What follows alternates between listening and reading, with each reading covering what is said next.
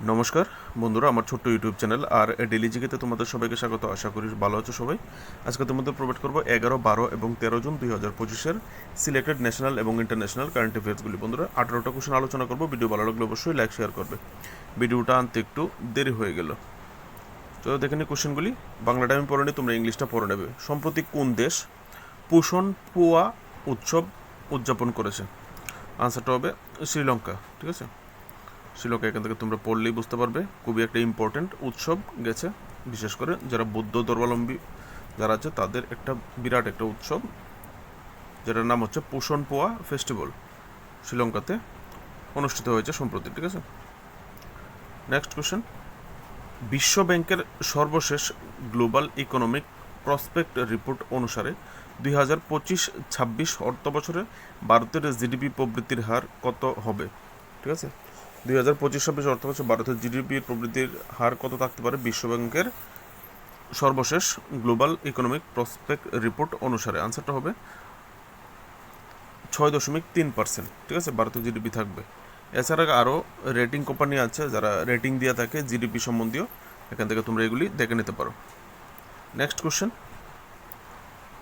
Edgar লুঙ্গু, যিনি সম্প্রতি 64 বছর বয়সে মারা গেছেন, তিনি কোন দেশের প্রাক্তন রাষ্ট্রপতি ছিলেন? আনসারটা হবে জাম্বিয়া। থেকে দেখে নেবে। Next question. 2025 সালের অস্ট্রিয়ান রেস ওয়াকিং চ্যাম্পিয়নশিপে মহিলাদের 10 কিলোমিটার দৌড়ে কে স্বর্ণপদক জিতেছে? আমাদের ভারতীয় একজন জিতেছে, সেই সূত্রে কোশ্চেনটা খুবই ইম্পর্টেন্ট। রেস ওয়াকিং মানে হাঁটা এবং দৌড়া, তোমার যতটুকু ইচ্ছা তুমি হাঁটতে পারো বা যতটুকু ইচ্ছা তুমি দৌড়তে পারো, এরকম যে আগে আসবে সেই পদক পাবে। এখানে দেখো আনসারটা হবে option B, Priyanka Goswami.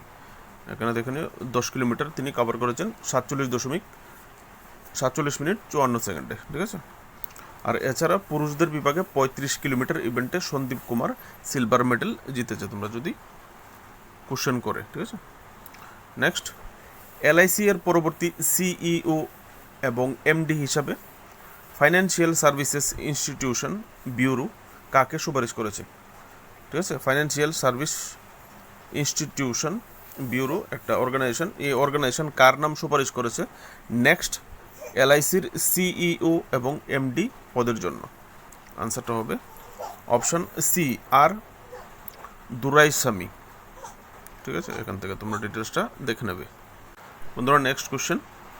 IRCTC website এবং মোবাইল অ্যাপের মাধ্যমে তৎকাল ট্রেনের টিকিট বুকিংয়ের জন্য আধার প্রমাণীকরণ কোন তারিখ থেকে বাধ্যতামূলক হবে? এবার যদি কেউ রেলওয়ের টিকিট কাটতে চায় তৎকাল, মানে ইমার্জেন্সি রেলওয়ের টিকিট বুকিং করতে চায় মোবাইল দিয়ে, বা ইন্ডিয়ান রেলওয়ের যে আইআরসিটিসি ওয়েবসাইট আছে, ওয়েবসাইটের মাধ্যমে ইমার্জেন্সি রেলওয়ে টিকিট কাটতে গেলে এবার আধার কার্ডের প্রমাণীকরণ বাধ্যতামূলক। ঠিক আছে, আধার কার্ড লাগবেই লাগবে। আর এটা কবে থেকে? ডেটটা 1 জুলাই 2025 থেকে কেউ যদি ইমার্জেন্সি রেলওয়ে টিকিট কাটতে চায়, ইন্ডিয়ান রেলওয়ের যে আইআরসিটিসি ওয়েবসাইট আছে বা মোবাইলে যদি কেউ কাটতে চায়, তাহলে অবশ্যই আধার কার্ড লাগবে। আধার কার্ডের অথেন্টিকেশন ছাড়া হবে না। ঠিক আছে, আধার কার্ডের ওটিপি আসবে, ওটিপির মাধ্যমেই ইমার্জেন্সি টিকিট বুক করা যাবে। এখান থেকে তোমরা পড়ে নেবে ডিটেলসটা। Next question. 14 থেকে 28 জুন 2025 পর্যন্ত 22তম বহুজাতিক সামরিক মহড়া, যেটার নাম হচ্ছে খান কোয়েস্ট, কোথায় অনুষ্ঠিত হবে? ঠিক আছে, অনেক দেশের একটা সামরিক মহড়া হবে সম্মিলিত, যেটার নাম দেওয়া হয়েছে খান কোয়েস্ট। সেই সামরিক মহড়াটা কোথায় অনুষ্ঠিত হবে? আনসারটা হবে অপশন এ, মঙ্গোলিয়া। এখান থেকে দেখো মঙ্গোলিয়ার কোথায় হবে এক্স্যাক্ট লোকেশন, সেটা হচ্ছে উলান বাতার, মঙ্গোলিয়াতে হবে। ঠিক আছে, দেখে next question. International association of marine aids to navigation and lighthouse authority, যেটাকে শর্ট ফর্মে IAL এ বলা হয়ে থাকে, কাউন্সিলের দ্বিতীয় অধিবেশন কোথায় অনুষ্ঠিত হয়েছিল? আনসারটা হবে ফ্রান্সে অনুষ্ঠিত হয়েছিল। এখান থেকে তোমরা ডিটেলসটা পড়ে নেবে। Next question. সম্প্রতি কোন দুই দেশের বিমান বাহিনীর বিশেষ বাহিনীর মধ্যে প্রথম যৌথ সামরিক মহড়া, যেটার নাম হচ্ছে টাইগার ক্ল, অনুষ্ঠিত হয়েছে? ভেরি ভেরি একটা ইম্পর্টেন্ট কোশ্চেন হতে পারে। কারণ প্রথমবার হয়েছে এরকম একটা সামরিক মহড়া, যেটার নাম হচ্ছে টাইগার ক্ল। অনেক সামরিক মহড়া হয়ে থাকে ভারতের বিভিন্ন দেশের সঙ্গে জয়েন্ট মিলিটারি এক্সারসাইজ, কিন্তু এটা নতুন হচ্ছে, ঠিক আছে। তো নতুন যে সামরিক মহড়াটা হয়েছে বিমান বাহিনীর মধ্যে, ভারত এবং কোন দেশের বিমান বাহিনীর মধ্যে এই টাইগার ক্লো মহড়াটা হয়েছে? আনসারটা হবে ইন্ডিয়া এবং ইউনাইটেড স্টেটস, বা ইন্ডিয়া এবং আমেরিকার মধ্যে। এখান থেকে তোমরা ডিটেলসটা দেখে নিতে পারো। নেক্সট কোয়েশ্চেন, লাদাখের জনগণের দাবি পূরণের জন্য কেন্দ্র কোন ধারার অধীনে নিয়ম জারি করেছে?